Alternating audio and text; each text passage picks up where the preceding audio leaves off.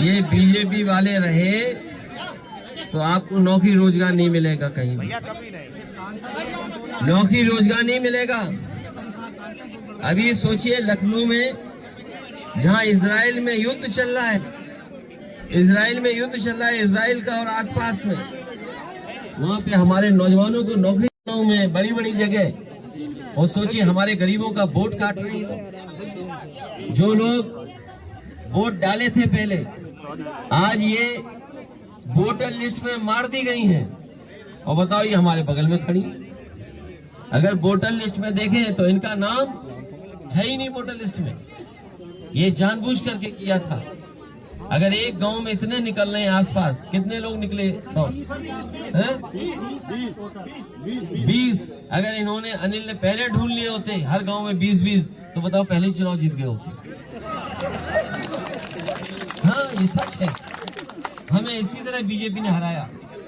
मुझे याद है कि जब मैंने अपने सम्मेलन में कहा कि उन्होंने समाजवादी पार्टी के अपने कार्यकर्ता, नेता जो है हमारे वोटर हैं, खासकर जो गांव में रह रहे हैं हमारे वोटर, उनका नाम काट दिया। जो समाजवादी वोटर थे उनके नाम काट दिए। तो इलेक्शन कमीशन ने मुझे नोटिस दिया कि आपने किस आधार पर कह दिया कि हमारे वोट काट दिए। मैंने उन्हें उत्तर प्रदेश के 18,000 वोट, ऐसे ही 18,000 वोट एफिडेविट के साथ भिजवाया कि ये लोग जिंदा हैं। ऐसे उत्तर प्रदेश में हमें 18,000 लोग मिल गए थे, 18,000 मिल गए थे। इन्हें और जोड़ ले हम 10, तो सोचो 18,000 और 10 वोट हमें मिल गए हैं, जो हमारे वोट थे, जिन्हें जिंदा हैं लेकिन वोटर लिस्ट में इन्हें डिलीट कर दिया, इन्हें मार दिया। सोचिए। और मैं आपसे कहना चाहता हूं, आपसे एफिडेविट भी लेंगे। ये जो आरओ होते हैं, एसडीएम, ये भागते फिरेंगे। ये एसडीएम जो है वो भागते फिरेंगे, क्योंकि आरओ की जिम्मेदारी है वोट बढ़ाना घटाना। लेकिन ये सरकार सुनने वाली नहीं है। हम लोग लड़ेंगे और ऐसे अधिकारी जिन्होंने इनके जिंदा होने पर वोट काट दिए, उनके खिलाफ कार्रवाई करा करके उन्हें सजा दिलाने का काम करेंगे। और मैं आज कहते जा रहा हूं, अगर ये हमारे गरीब नहीं झुकेंगे, इन्हें आएंगे मनाएंगे आके, वो लोग पुलिस से भी डराएंगे धमकाएंगे, लेकिन हम अपने कार्यकर्ताओं से कहेंगे अगर नहीं झुकोगे तो वो आईएएस झुक जाएगा। आप झुक जाओगे तो आईएएस नहीं झुकेगा, आप नहीं झुके तो आईएएस को झुकना पड़ेगा और आपसे और हमसे माफी मांगनी पड़ेगी। और जब कार्रवाई करेंगे तो उन्हें नौकरी खतरे में हो जाएगी उनकी। लोग जो गरीब हैं, गांव में रह रहे हैं, उनका जीवन स्तर कैसे बेहतर हो, उसके लिए हम लोग लगातार काम कर रहे थे। लेकिन ये सरकार के लोगों ने सब काम रोक दिए और आपको केवल राशन से गुलाम बनाना चाहते हैं। महंगाई, क्या आपने सोची है महंगाई कितनी हो गई है? महंगाई कितनी हो गई? पढ़ाई लिखाई का है नहीं कोई इंतजाम। आपके लिए अस्पताल बनाया था, कोई बीमार हो जाए एम्बुलेंस आए लेकर के जाए अस्पताल में इलाज कराए, सत्यानाश कर दिया अस्पताल का।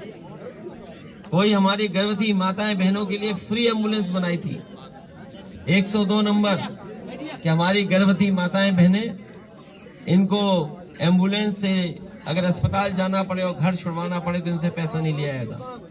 वो भी बंद कर दी इन्होंने।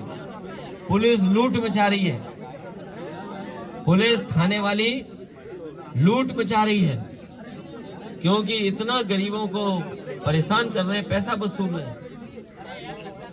और अन्याय की आप कल्पना नहीं कर सकते हैं, इतना अन्याय हो रहा है। गरीब आदमी को, गांव में रहने वाले आदमी को अपमानित होना पड़ रहा है। और जो लोग बड़ी बड़ी बातें करते थे वो नफरत फैला रहे हैं, गरीबों के बीच में नफरत फैलाने काम कर रहे हैं। मुझे खुशी, अपने कार्यकर्ताओं का धन्यवाद दूंगा, अपने सेक्टर प्रभारी का भी, और जो लोग काम कर रहे हैं हमारे बूथ के, इनसे भी आप सबको बहुत बहुत धन्यवाद। माननीय राष्ट्रीय अध्यक्ष जी, जब देश और दुनिया में संविधान खतरे में हो, जब हमारे देखिए, ममता जी ने लड़ने के लिए कहा, इसलिए कांग्रेस को मनाना चाहिए। कांग्रेस की बड़ी जिम्मेदारी है छोटे दलों को साथ लाने की। अंकल, छात्रों की आवाजों को दबाया जा रहा है। कोई आवाज नहीं दबाएगा। अगर कोई दबा रहा है तो माइक से बोल दो अभी। मैं जानता हूँ, बता दिया, उसे पर्चे दे दिया। नहीं, मैं इन छात्रों की भी समस्या का समाधान करूंगा। मुझे लिख करके देना जिससे सदन में उठाया जा सके। अभी किसी से शिकायत मत करो यहाँ पर, मुझे लिख के दे देना। मैं जानता हूँ तुमने पर्चे दे दिया है, बीरेन जी के परिवार के हो। भैया यूपी में गठबंधन की राय बन गई है? बहुत अच्छा गठबंधन हो रहा है और सीट का नहीं है, जीत का गठबंधन है।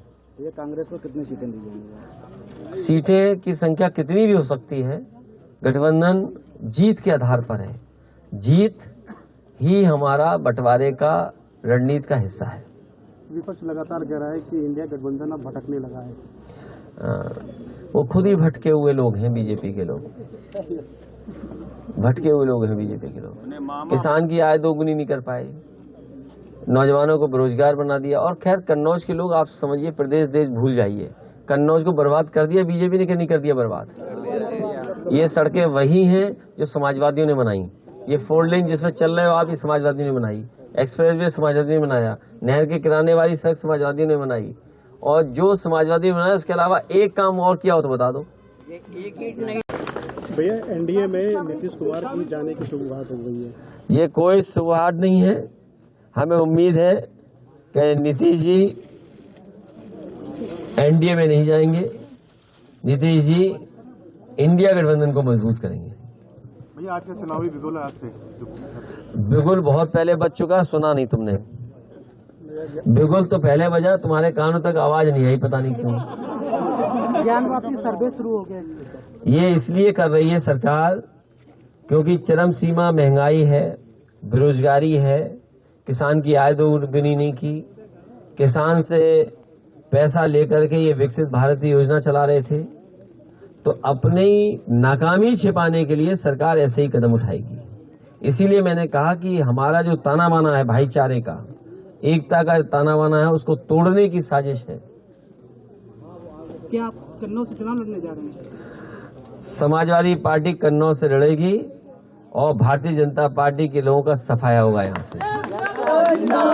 और भारतीय जनता पार्टी घबराई घूम रही है। भारतीय जनता पार्टी घबराई घूम रही है। उन्हें लाइए इंजीनियरिंग कॉलेज में खड़ा करो छत पर और उनसे पूछो कितना काम किया उन्होंने।